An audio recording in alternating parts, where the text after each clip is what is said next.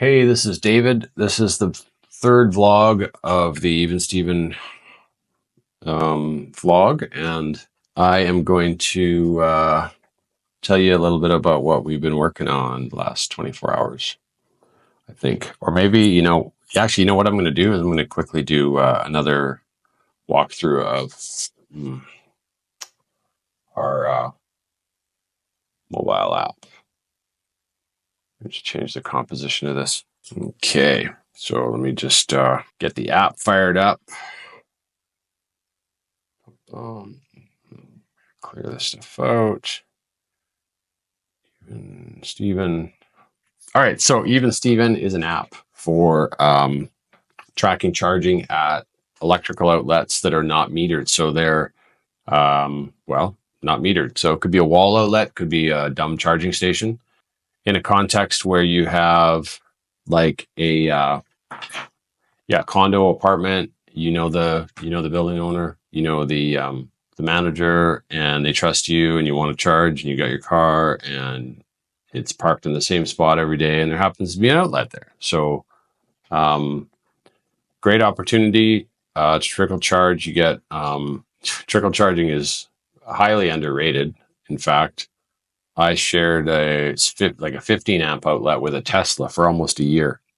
He was a pharmacist and he had 3 days off every week. And the deal was he'd run the cable under my car, plug it in on Friday night.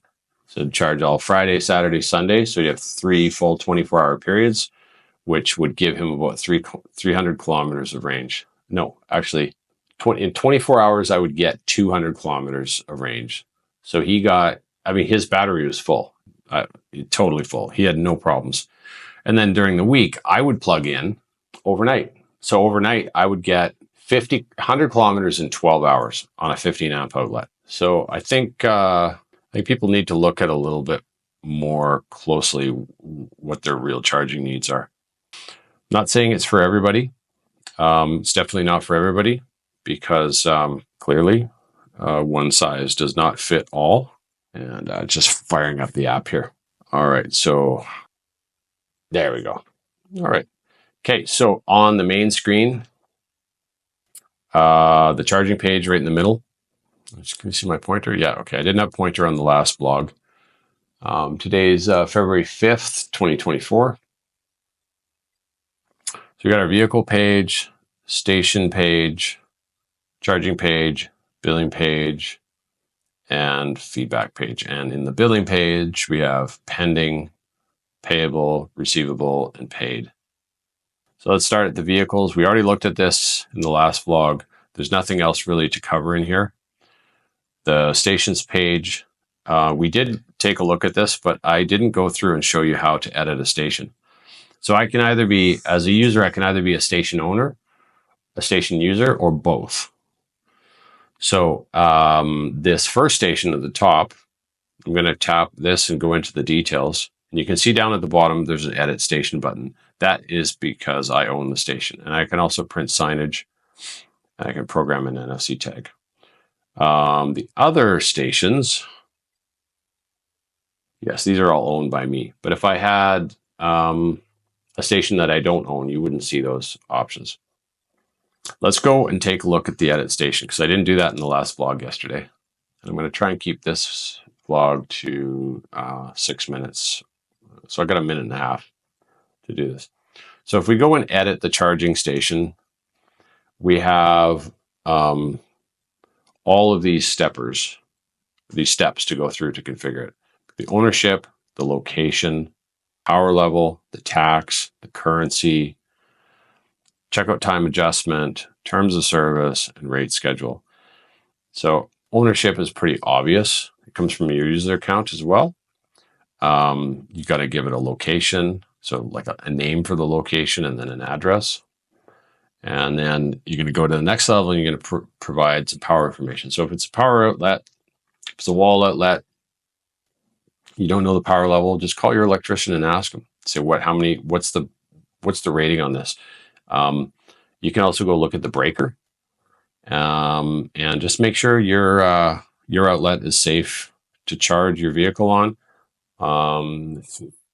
If it's not, the breaker is probably just going to pop. So you know, if it's popping, then stop using it and call your electrician. Obviously, we're not responsible for any of that. That's your responsibility. Okay, so let's say you know the voltage is 120 and it's maybe like a 20 amp. It's going to be 2.4 kilowatts. That's going to be the maximum power, but an 80% duty or sustained is more practical. So let's just set it to 16 amps. So it's 1.92 kilowatts. And that will be the maximum power for that outlet, and that's probably what you're going to pull the whole time when you're plugged in. So if we know that, and we know your start and end time, it's very simple to calculate the amount of power that was sort of the amount of energy that was transferred, because it's just a very simple calculation, and it's actually quite accurate. So the next step is taxes. You want to put if you're required to collect taxes as a station owner, then you're going to have to put your sales tax in there and the percentage and the tax ID. And then you want to set your currency. You can only do that at the beginning. We don't allow you to change the currency once you've set it. So if you made a mistake, just delete the station and start over again. Checkout time adjustment. If you are a station owner and you trust the users really well, like the level of trust is very high, you can give them the option to allow them to update or make an adjustment on the check-in and the checkout time. And that's going to give them some more flexibility to do things like have a delayed check-in. Like on vehicles that have onboard scheduled charging, you can plug in that car and tell it not to charge until midnight, and then take advantage of off-peak power. So you park your car at 6 o'clock, plug it in. It's not going to actually start pulling power until 12 o'clock. So you don't have to actually go down to the vehicle in the parking lot, plug it in at midnight. And with the allow adjustment, that gives you the ability to check into that station when you plug it in. The station owner can then see that you did check in, and that you're not, cheating, because they can see the station status. And then when you check out, just make an adjustment on the checkout that you checked in, that you started charging it at 12 o'clock, and that just avoids any misunderstandings. Hope that makes sense. Terms of service, we provide just a really default one that basically tells you to make your own. So call your lawyer, get one written up. That protects you, protects the station owner and the station user. And then you're going to set up your rate schedules. And rate schedules, I'm going to go in detail in another vlog because we're running out of time on this. So yeah, this is version 2.4.3. This is the 48th release. And really appreciating all the feedback everybody's giving. It's excellent. And that concludes our vlog for today. Thanks very much for watching, and see you tomorrow.